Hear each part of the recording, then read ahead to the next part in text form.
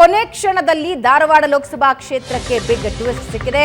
ಲೋಕಸಭಾ ಕಣದಿಂದ ದಿಂಗಾಲೇಶ್ವರ ಶ್ರೀ ಹಿಂದೆ ಸರಿದಿದ್ದಾರೆ. ಬಂಡಾಯ ಸ್ಪರ್ಧೆಯಿಂದ ದಿಂಗಾಲೇಶ್ವರ ಶ್ರೀ ನಾಮಪತ್ರ ವಾಪಸ್ ಪಡೆದಿದ್ದಾರೆ. ಪ್ರಹ್ಲಾದ್ ಜೋಶಿ ವಿರುದ್ಧ ದಿಂಗಾಲೇಶ್ವರ ಶ್ರೀ ಅಖಾಡಕ್ಕಿಳಿದಿದ್ರು. ಪ್ರಹ್ಲಾದ್ ಜೋಶಿ ಹಾಗೂ ವಿನೋದ್ ಆಸೂಟಿ ನಡುವೆ ನೇರ ಫೈಟ್ ಈಗ.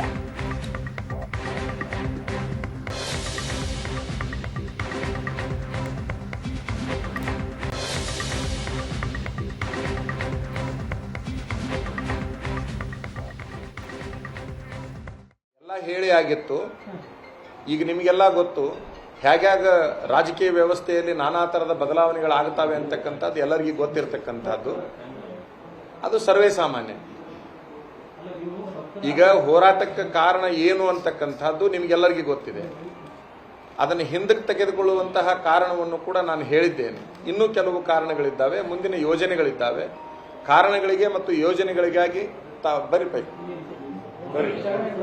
ಕಾರಣಗಳಿಗಾಗಿ ಯೋಜನೆಗಳಿಗಾಗಿ ತಾವು ಒಂದಿಷ್ಟು ಸಮಯವನ್ನ ಕಾಯ್ತಾ ಇರಬೇಕು. ರಾಜಕೀಯ ರಂಗದಲ್ಲಿ ನಾನು ಹೇಳ್ತಾ ಇರೋದು, ನನ್ನನ್ನು ಹಿಂದಕ್ಕೆ ಸರಿಸುವ ಯಾವುದೇ ರಾಜಕೀಯ ನಾಯಕರು ಹುಟ್ಟಿಲ್ಲ ಅಂತ ನಾನು ಹೇಳಿದ್ದೇನೆ. ಈಗೂ ಕೂಡ ಒಂದು ನಿಮಿಷ, ಈಗೂ ಕೂಡ ಯಾವುದೇ ರಾಜಕೀಯ ನಾಯಕರ ಒತ್ತಡಕ್ಕಾಗಿ ನಾನು ಹಿಂದಕ್ಕೆ ತೆಗೆದುಕೊಂಡಿಲ್ಲ. ಬಹಳ ಸ್ಪಷ್ಟವಾಗಿ ಹೇಳೋದಂತಂದ್ರೆ, ಯಾವುದೇ ರಾಜಕೀಯ ನಾಯಕರ ಒತ್ತಡಕ್ಕೆ ನಾ ಹಿಂದೂ ಮನದಿಲ್ಲ, ಈಗೂ ಮನದಿಲ್ಲ, ಮುಂದೂ ಮನೆಯೋದಿಲ್ಲ. ಈಗ ಯಾವುದಕ್ಕೆ ಸಪೋರ್ಟು ಅನ್ನೋದಕ್ಕಿಂತ ನಾವು ಹಿಂದೂ ಕೂಡ ಯಾವುದೇ ಪಕ್ಷಕ್ಕೆ ಸಪೋರ್ಟು ಅಂತಕ್ಕಂಥದ್ದನ್ನ ಹಿಂದಕ್ಕೆ ತಗೊಳ್ಳೋದು ಅನ್ನುವಂಥದ್ದನ್ನ ವಿಚಾರವನ್ನು ನಾವು ಎಲ್ಲೂ ಕೂಡ ವ್ಯಕ್ತಪಡಿಸಿಲ್ಲ. ಯಾವುದೇ ಪಕ್ಷದ ಅಭಿಮಾನಿ ಮತ್ತು ವಿರೋಧಿ ಅನ್ನುವಂಥ ವಿಚಾರವನ್ನು ನಾವು ವ್ಯಕ್ತಪಡಿಸಿಲ್ಲ. ಆದರೆ ನಮ್ಮ ಧರ್ಮಯುದ್ಧದಲ್ಲಿ ಯಾರು ಈ ಕ್ಷೇತ್ರದಲ್ಲಿ ಬೇಡ ಅನ್ನುವಂಥದ್ದನ್ನು ಹೇಳಿದ್ದೇವೆ, ಆ ವಿಚಾರಕ್ಕೆ ನಾವು ಧರ್ಮಯುದ್ಧ ಅನ್ನುವಂಥ ಹೆಸರನ್ನು ಇಟ್ಟಿದ್ದೇವೆ. ನಮಗೆ ಏನೇನು ರೀತಿಯಿಂದ ಅನ್ಯಾಯ ಆಗಿದೆ ಅಂತಕ್ಕಂತಹ ಒಂದು ವಿಚಾರವನ್ನು ಇಟ್ಟಿದ್ದೇವೆ.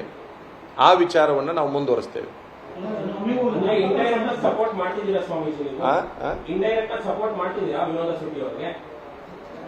ಯಾರಿಗೆ? ಈಗ ನಮಗೂ ಸಪೋರ್ಟ್ ಮಾಡ್ರಿ ಅಂತ ಎರಡೂ ಪಕ್ಷದವರು ನಮ್ಮ ಮುಂದೆ ಬೇಡಿಕೆಯನ್ನು ಇಟ್ಟಿದ್ದಾರೆ.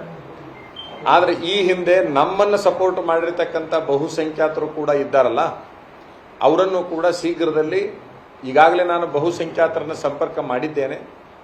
ಇನ್ನೊಂದು ಸುತ್ತಿನ ಅವರು ಮಾತುಕತೆಯನ್ನು ಮಾಡಿಕೊಂಡು ನಮ್ಮ ಅಂತಿಮ ತೀರ್ಮಾನವನ್ನು ನಾವು ಮಾಡ್ತೀವಿ. ಪ್ರಶಾಂತ್, ಈಗ ನೇರ ಫೈಟ್. ದಿಂಗಾಲೇಶ್ವರ ಶ್ರೀಗಳು ಎಷ್ಟು ಮತಗಳನ್ನು ಸೆಳೆಕೊಳ್ತಾರೋ ಅನ್ನೋ ಟೆನ್ಷನ್ ಅಂತೂ ಇತ್ತು. ನೋಡಿ, ಧಾರವಾಡದಲ್ಲಿ 1996ರಿಂದ ಸತತವಾಗಿ BJP ಗೆದ್ದು ಬರ್ತಾ ಇದೆ. 96, 98, 99 ವಿಜಯ ಸಂಕೇಶ್ವರ್ 3 ಬಾರಿ. 2004ರಲ್ಲಿ ಅವರು ಕನ್ನಡ ನಾಡು ಪಾರ್ಟಿ ಸ್ಥಾಪನೆ ಮಾಡಿದ ನಂತರ ಪ್ರಹ್ಲಾದ್ ಜೋಶಿ ಅವ್ರಿಗೆ ಟಿಕೆಟ್ ಸಿಕ್ತು. 4, 9, 14, 19 4 ಬಾರಿ ಅವ್ರು ಗೆದ್ದಿದ್ದಾರೆ. 96ಕ್ಕಿಂತ ಮುಂಚೆ ಅಲ್ಲಿ DK ನಾಯ್ಕರ್ ಸಂಸದರಾಗಿದ್ದರು 3 ಬಾರಿ, ಕುರುಬ ಸಮುದಾಯಕ್ಕೆ ಸೇರಿರ್ತಕ್ಕಂಥವ್ರು. 2004ರಲ್ಲಿ BS ಪಾಟೀಲ್ ಪ್ರಹ್ಲಾದ್ ಜೋಶಿ ವಿರುದ್ಧ ಮೊದಲ ಚುನಾವಣೆ ಸ್ಪರ್ಧಿಸಿದ್ರು. ಚೀಫ್ ಸೆಕ್ರೆಟರಿ ಆಗಿದ್ರಲ್ಲ BS ಪಾಟೀಲ್. ನಂತರದ ಸಂದರ್ಭದಲ್ಲಿ ಅನೇಕ ಲಿಂಗಾಯತ ನಾಯಕರು ಪ್ರಹ್ಲಾದ್ ಜೋಶಿ ವಿರುದ್ಧ ಸ್ಪರ್ಧಿಸಿದ್ದಾರೆ. ಅಲ್ಲೇನಾಗತ್ತೆ ಅಂದರೆ, ಜಾತಿಯಿಂದ ಬರೀ ಜಾತಿಯಿಂದ ವೋಟ್ ಆಗ್ತಕ್ಕಂಥ ಕ್ಷೇತ್ರ ಧಾರವಾಡ ಅಲ್ಲ. ಸ್ಪೆಷಲಿ ಹುಬ್ಳಿ ಧಾರವಾಡದ 4 ಕ್ಷೇತ್ರಗಳೇನಿವೆ, ಅಲ್ಲಿ ಹಿಂದುತ್ವ, ಭಾರತೀಯ ಜನತಾ ಪಾರ್ಟಿ ಮತ್ತು RSS ಇದರ ಪ್ರಭಾವ ಜಾಸ್ತಿಯಾಗಿ ಕೆಲಸ ಮಾಡುತ್ತೆ. ಆ ಕಾರಣದಿಂದ ಪ್ರಹ್ಲಾದ್ ಜೋಶಿ 4 ಬಾರಿ ಸತತವಾಗಿ ಚುನಾವಣೆಯನ್ನು ಗೆಲ್ಲಲಿಕ್ಕೆ ಸಾಧ್ಯ ಆಯಿತು. ಈ ಬಾರಿ ದಿಂಗಾಲೇಶ್ವರ ಶ್ರೀಗಳು ಇಲ್ಲ, ನಾನು ನಿಂತ್ಕೊಳ್ತೀನಿ, ಅವರಿಗೆ ಪದೇ ಬಹುಸಂಖ್ಯಾತರು ಅಂದರೆ ಲಿಂಗಾಯತರಿಗೆ ಅವಕಾಶ ಸಿಗ್ತಿಲ್ಲ ಅನ್ನುವ ಕಾರಣ ನೀಡಿ ದಿಂಗಾಲೇಶ್ವರ ಶ್ರೀಗಳು ನಾನು ನಿಲ್ತೀನಿ ಅಂತಕ್ಕಂಥದ್ದನ್ನ ಹೊರಟರು. ಅದಕ್ಕೆ ಸಾಕಷ್ಟು ವಿರೋಧವೂ ವ್ಯಕ್ತವಾಯಿತು. ನೋಡಿ, ಅವರು ಪ್ರವಚನಕಾರರು, ಅವರ ಪ್ರವಚನಕ್ಕೆ ನಾನು ನೋಡಿದ್ದೀನಿ, ನೆಹರು ಗ್ರೌಂಡ್ ತುಂಬ್ತಾ ಇರ್ತಿತ್ತು. ಅಂದರೆ ಅನೇಕ ಬಾರಿ ಈ ಬೇರೆ ಪ್ರೊಫೆಷನಲ್ಲಿ ಅರ್ಥ ಆಗದೇ ಇರೋ ಸಂಗತಿ ಏನು, ನಾನು ಬರೀ ದಿಂಗಾಲೇಶ್ವರರು ಹೇಳ್ತಾ ಇಲ್ಲ, ಅನೇಕರಿಗೆ ನಾವು ಈ ಪ್ರೊಫೆಷನ್ನಲ್ಲಿ ಸಕ್ಸಸ್ ಆಗಿದ್ದೀವಿ, ಹಂಗಾಗಿ ಮತ್ತೊಂದು ರಾಜಕಾರಣಕ್ಕೆ ಹೋಗ್ಬಿಟ್ರೆ ಅಲ್ಲೂ ಜನ ನಮಗೆ ಬೆನ್ನತ್ತಾರೆ ಅಂತಕ್ಕಂಥದ್ದನ್ನು. ಆದರೆ ಹಾಗಾಗಲ್ಲ. ಅದು ತಡವಾಗಿ ಆದರೂ ದಿಂಗಾಲೇಶ್ವರ ಶ್ರೀಗಳಿಗೆ ಅರ್ಥ ಆಗಿದೆ. ಅವರು ನಾಮಪತ್ರವನ್ನು ಹಿಂತೆಗೆದುಕೊಂಡಿದ್ದಾರೆ. ನನಗೆ ಇನ್ನೊಂದು, ಆಮೇಲೆ ನೋಡಿ, ಮೊನ್ನೆ ರಾತ್ರಿ ಅವರು ಅರವಿಂದ್ ಬೆಲ್ಲದರನ್ನು ಭೇಟಿಯಾಗಿದ್ದಾರೆ, ನಿನ್ನೆ ಸಂತೋಷ್ ಲಾಡ್ರನ್ನು ಭೇಟಿಯಾಗಿದ್ದಾರೆ, ಸಂಜೆ ಸೂಚಕರನ್ನು ಕಳಿಸಿ ನಾಮಪತ್ರವನ್ನು ಹಿಂತೆಗೆದುಕೊಂಡಿದ್ದಾರೆ. ಹೀಗೂ ಇರುತ್ತೆ ಅನೇಕ ಬಾರಿ. ನಿಮಗೊಂದು ಪ್ರವಚನಕ್ಕೆ ಲಕ್ಷಾಂತರ ಸಾವಿರಾರು ಜನ ಸೇರ್ತಾರೆ, ಓಟ್ ಹಾಕ್ಲಿಕ್ಕೆ ನೋಡಿದಾಗ ಎಷ್ಟು ಜನ ಓಟ್. ಮಾದೇವಿ 2004ರಲ್ಲಿ ಅದೇ ಕ್ಷೇತ್ರದಿಂದ ಸ್ಪರ್ಧಿಸಿದ್ರು, ಎಷ್ಟು ಓಟ್ ಪಡೆದಿದ್ರು? ಈಗ ಲಿಂಗಾಲೇಶ್ವರರು ಹೈಪೋಥೆಟಿಕಲಿ ಕೇಳ್ತಾ ಇದ್ದೀನಿ, ಒಂದು ವೇಳೆ ನಿಂತಿದ್ದಿದ್ರೆ ನಾಮಪತ್ರ ವಾಪಸ್ ತಗೊಂಡಿಲ್ಲ ಅಂದಿದ್ದಿದ್ರೆ ಸುಮಾರು ಎಷ್ಟು ಓಟ್ ತಗೋಬೋದಿತ್ತು ಪ್ರಶಾಂತ್? ಅದೇ ಪ್ರಶ್ನೆ.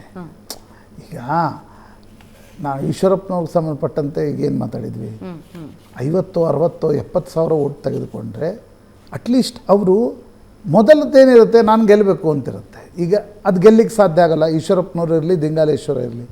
ಎರಡನೇದೇನಿರುತ್ತೆ, ಗೆಲ್ಲುವ ಅಭ್ಯರ್ಥಿಯನ್ನು ಸೋಲಿಸಬೇಕು. If you want to be relevant in politics or in a public life, ನಿಮ್ಗದು ಸೋಲಿಸ್ಲಿಕ್ಕೆ ಸಾಧ್ಯ ಆಗದೆ ಹೋದಾಗ ನೀವು ನಾಮಪತ್ರವನ್ನು ಹಿಂತೆಗೆದುಕೊಳ್ಬೇಕಾಗತ್ತೆ. ದಿಂಗಾಲೇಶ್ವರ ಶ್ರೀಗಳಿಗೆ ಮತ್ತು ನನಗನ್ಸುತ್ತೆ ನೇಹಾ ಹಿರೇಮಠ್ ಪ್ರಕರಣದ ನಂತರ ಹುಬ್ಳಿ ಧಾರವಾಡದಲ್ಲಿ ವಾತಾವರಣ ಬದಲಾಗಿದೆ.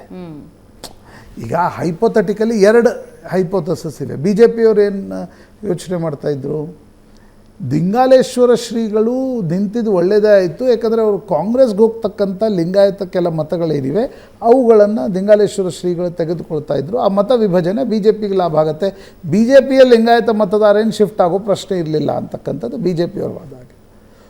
ಕಾಂಗ್ರೆಸ್ಗೆ ಏನು ಅನಿಸ್ತಾ ಇತ್ತು, ಇಲ್ಲ ದಿಂಗಾಲೇಶ್ವರ ಶ್ರೀಗಳು ನಿಂತ್ಕೊಳ್ಳೋದ್ರಿಂದ BJPಯ ಓಟ್ಗಳನ್ನೇ ತೆಗೆದುಕೊಳ್ತಾರೆ, BJPಯ ಲಿಂಗಾಯತರ ಓಟ್ಗಳನ್ನು ತೆಗೆದುಕೊಂಡಾಗ ಈ ಬಾರಿ ಕುರುಬ ಅಭ್ಯರ್ಥಿ ಇರೋದ್ರಿಂದ BJPಯತ್ತ ಶಿಫ್ಟ್ ಆಗಲ್ಲ.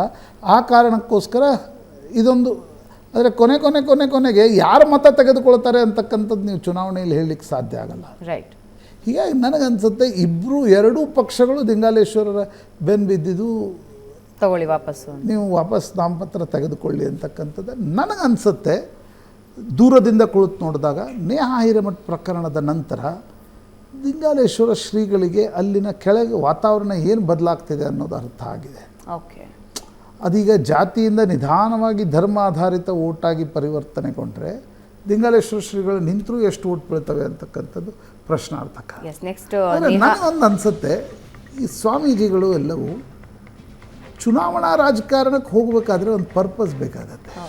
ಕೇವಲ ಜಾತಿಯ ಆಧಾರ ಇಟ್ಕೊಂಡು ಸ್ವಾಮೀಜಿಗಳು ನಾವು ಚುನಾವಣೆಗೆ ನಿಲ್ತೀವಿ ಅಂತ ಹೋದಾಗ ಆ ಕಾವಿಗೆ ಸ್ವಾಮೀಜಿಗಳಿಗಿರ್ತಕ್ಕಂಥ ಒಂದು ಮಟ್ಟ ಇರುತ್ತಲ್ಲ, ಅದು 1 ಇಂಚ್ ಕಡಿಮೆ ಬರುತ್ತೆ. ಆ ಕಾರಣದಿಂದ ಯಾವುದೇ ರಾಜಕೀಯ ಪ್ರಕ್ರಿಯೆಯಲ್ಲಿ ಯಡಿಯೂರಪ್ಪನವ್ರನ್ನ ಇಳಿಸಿದಾಗ ಸ್ವಾಮೀಜಿಗಳು ಬರೋದು, ಇನ್ನೊಬ್ಬರನ್ನ ಯಾರನ್ನ ಇಳಿಸ್ತೀವಿ ಅಂತಂದಾಗ ಇನ್ನೊಬ್ಬ ಸ್ವಾಮೀಜಿ ಹೋಗೋದು, ಟಿಕೆಟ್ ಕೊಡಿ ಅಂತ ಹೇಳಿ ರಾಜಕಾರಣಿಗಳಿಗೆ ಆಡ್ಲಿಕ್ಕೆ ಬಿಡಿ. ನೀವು ಏನಾದರೂ ಒಂದು ಪರ್ಪಸ್ ಇದೆನಾ? ಈಗೊಂದು ಧರ್ಮದ ಪ್ರಶ್ನೆ ಉಂಟಾ? ಈಗ ಯೋಗಿ ಆದಿತ್ಯನಾಥ್ ಇದ್ದಾರೆ, ಅವ್ರು ಹೇಳ್ತಕ್ಕಂಥ ವಿಷಯಗಳು ಬೇರೆ. ಆ ರೀತಿಯ ಪರ್ಪಸ್ ಇಟ್ಕೊಂಡು ರಾಜಕಾರಣವನ್ನು ಮಾಡಲಿಕ್ಕೆ ಅವಕಾಶ ಉಂಟು. ಕೇವಲ ಇವ್ರು ಹೇಳ್ತಾರೆ ಅಂತ ಅವ್ರ ವಿರುದ್ಧ ನಿಲ್ಲೋದು, ಅವ್ರು ಹೇಳ್ತಾರೆ ಅಂತ ಇವ್ರ ವಿರುದ್ಧ ನಿಲ್ಲೋದು, ಒಮ್ಮೆ ಅವ್ರಿಗೆ ಬೆಂಬಲ ಕೊಡ್ತೀವಿ ಅಂತ ಹೇಳೋದು, ಈ ಪ್ರಕ್ರಿಯೆಯಲ್ಲಿ ನಾನೊಬ್ಬ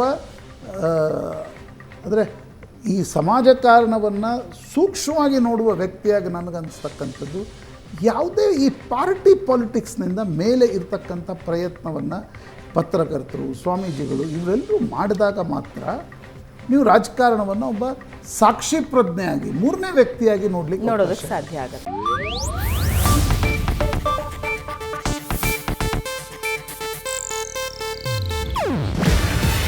ಇದು ಏಷ್ಯಾನೆಟ್ ನ್ಯೂಸ್ ನೆಟ್ವರ್ಕ್ ಪ್ರಸ್ತುತಿ.